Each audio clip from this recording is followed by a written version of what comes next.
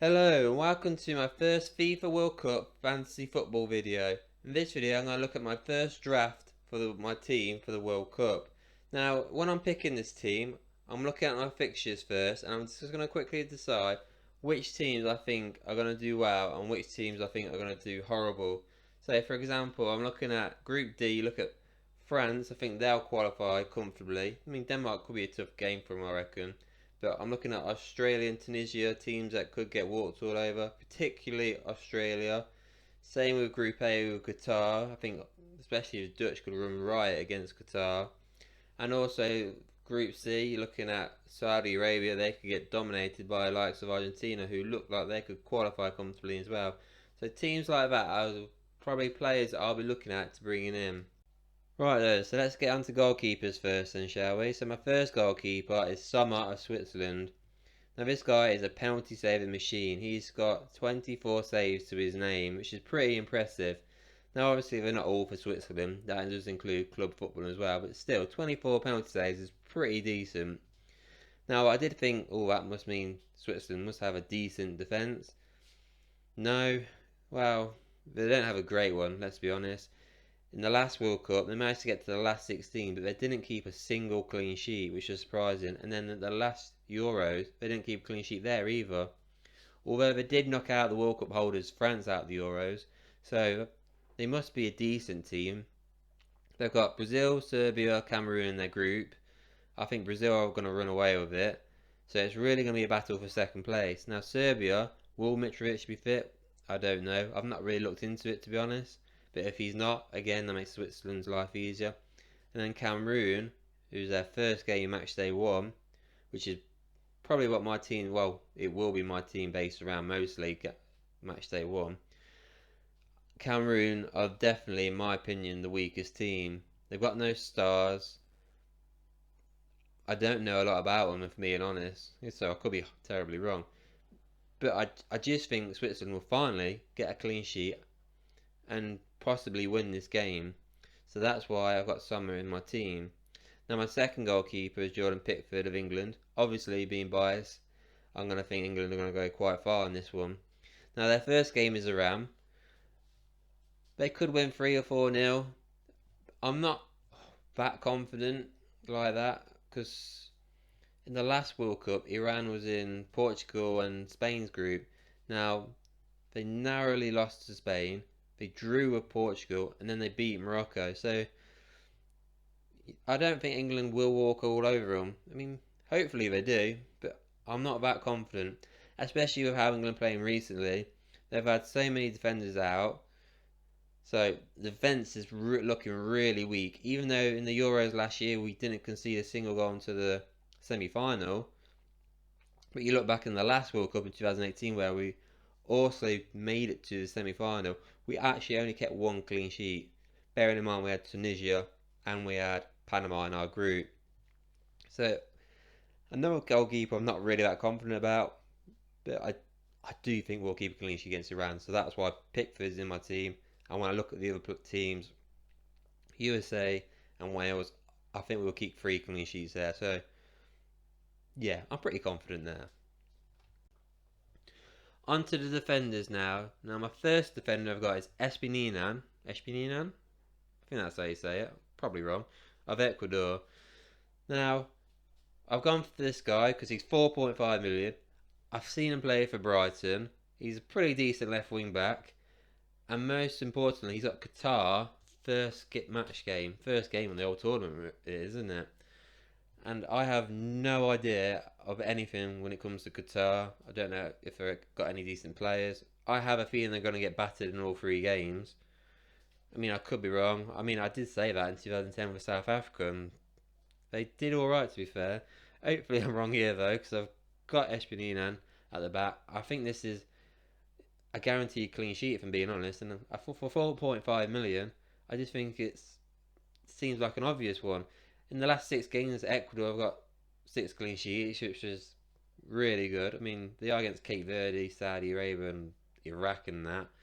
But that gives you confidence, especially at the back. So, and I'd say those teams that I've just read out are probably on par with Qatar. So, again, I have strong feeling that he's going to get a clean sheet there. After that, I'd probably look at getting rid of him because the next two games are a bit tougher. But yeah, for now, I think he could be a good pick. Next up, I've got Otamendi.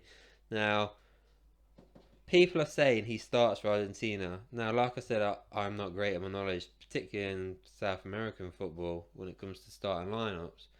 And they say he's gonna start. Obviously, when you're picking the team, you see Martinez and Romero both centre halves as well, price higher. You're thinking, well, those two are gonna start. I've tried to look at see how in the last few games how the manager's played. He's rotating the team. He's swapping formations. Well, I say he's swapping formations. It's what it looked like in the picture. I might be wrong there. So I don't know what he's going to do. Will he play Martinez in the CDM role? We'll have to wait and see there. Otamendi did play against Italy, who I would say are a pretty decent side, although they didn't qualify for the World Cup. So I'm going with that more. This one could change though, if I'm being honest. I'll have to wait and see on that one. They have got Saudi Arabia first game, which I think is by far their easiest game. Now they didn't keep a clean sheet in the last World Cup, and I'm pretty confident they will keep a clean sheet this time. I can't see Saudi Arabia scoring there. Next up, I've got Ramirez of Uruguay.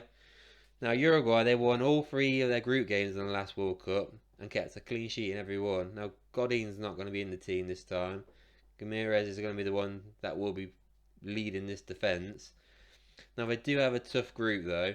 Now the first game is against South Korea, and this is going to really, in my opinion, and it's all about Son really. If Son is fit to play the first game, well, hopefully I find out before the deadline, then I'll probably look at not playing Ramirez because Son's obviously outstanding. But without Son, I don't think South Korea are going to be a threat at all.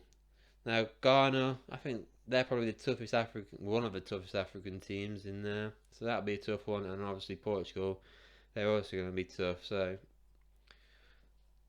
not finalised in Ramirez, but first game South Korea without Son, I'd have confidence that Uruguay will keep a clean sheet there. So that's why I've gone for him. Another defender in the same group is Ruben Diaz of Portugal. Now, we all know Ruben Diaz of Man City. He's an unbelievable defender. I just think Portugal will win this group. I mean, might come second. It depends what Uruguay turn up, in my opinion. I do think those are the two favourites to go through. In the last World Cup, they had a lot of young stars, I'd say, Portugal, particularly in the Euros. All those they've got older, a lot better. We'll see. I think they're one of the favourites to win it.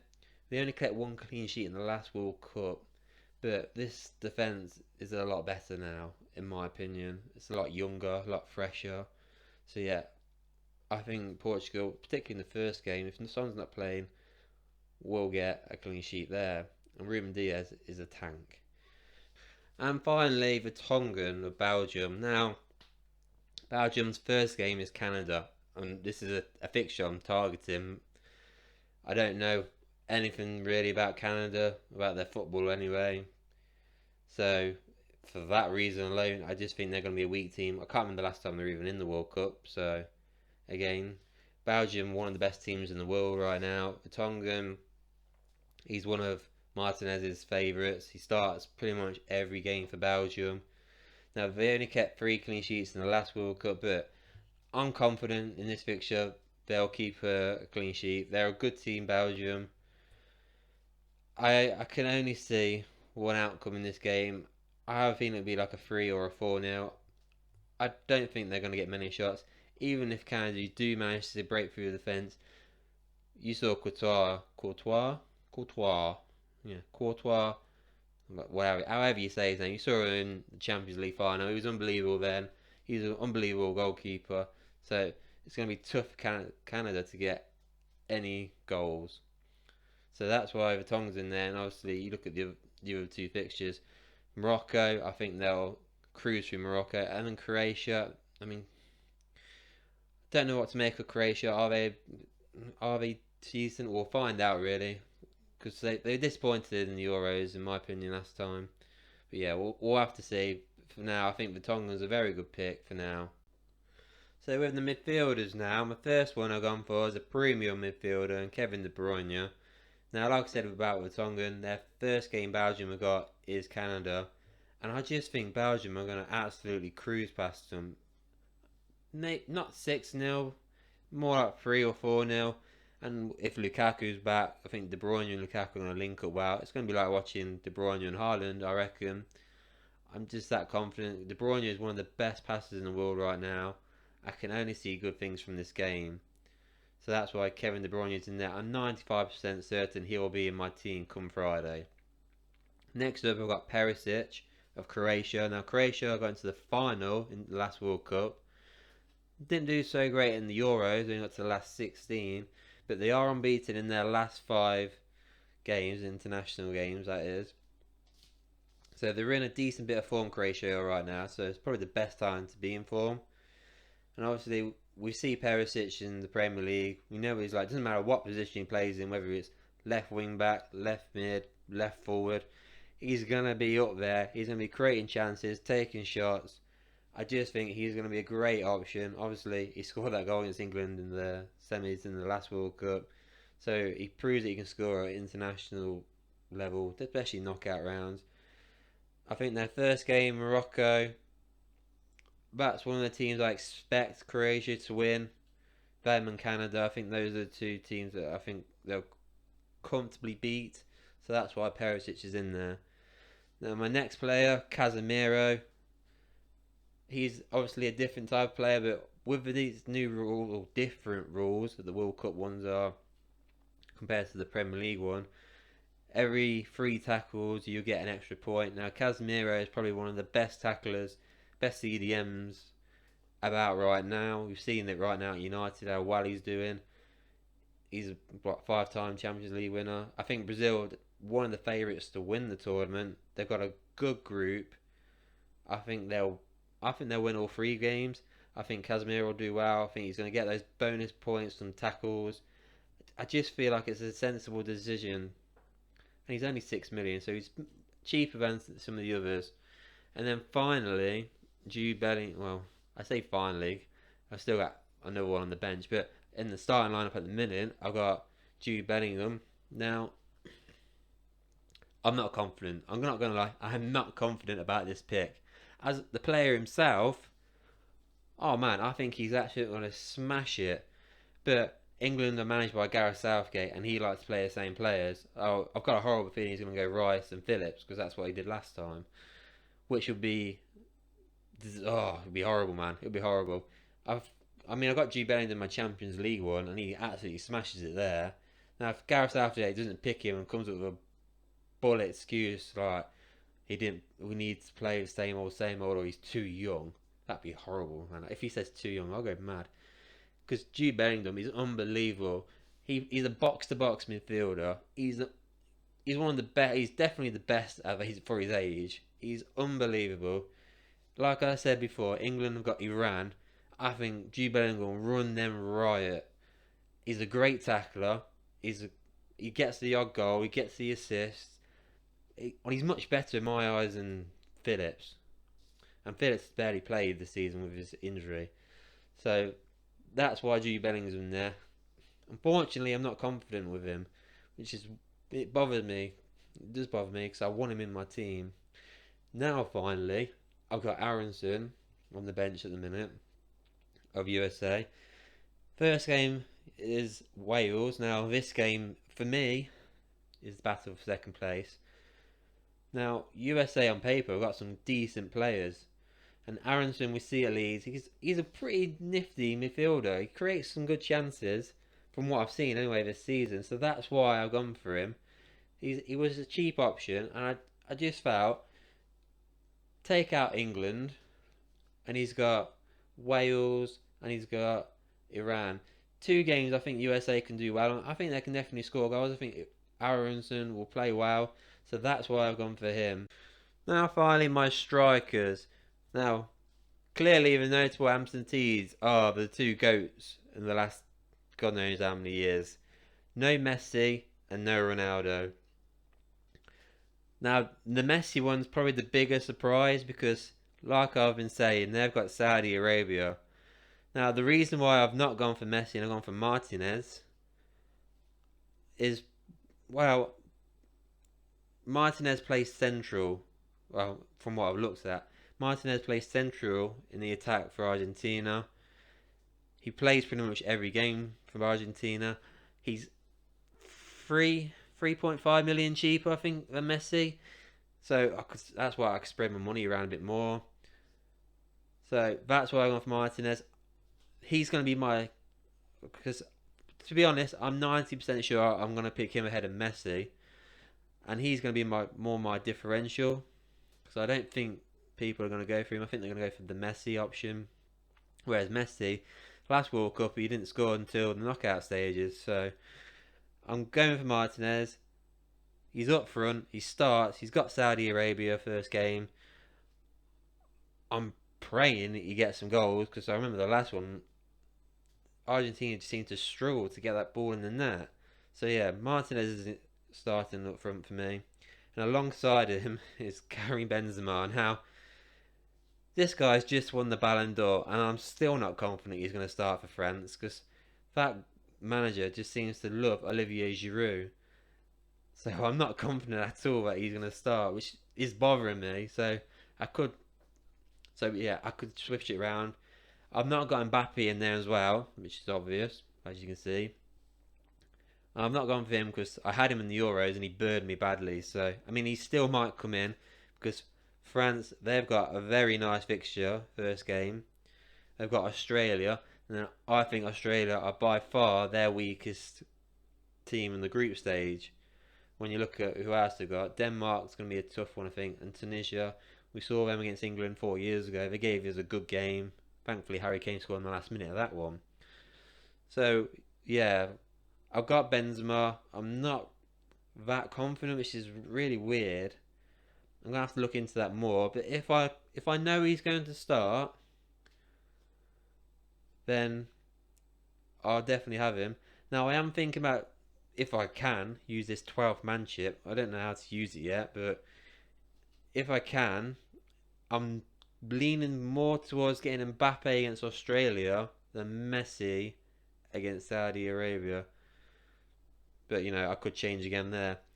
My final pick is Embolo. I think it's Embolo of Switzerland. So another Switzerland player. Now this guy, like I said before, got Cameroon. I think Switzerland will win this game. Embolo, whatever his name is. He scored in his last 2 games for Switzerland, just in the last international break. So he's got a bit of confidence. He's clearly got a good connection with his Switzerland guys. I mean, he was great for me on Football Manager in the past. Another good reason to pick him. I mean, the last 2 teams that he did score against was Czech Republic and Spain. I mean, they're no pushovers, obviously. I mean, I know Czech Republic aren't in the World Cup, but Spain are, and they're a pretty decent team. So, yeah. I mean, I'm not 100% certain I'm going to stick with him.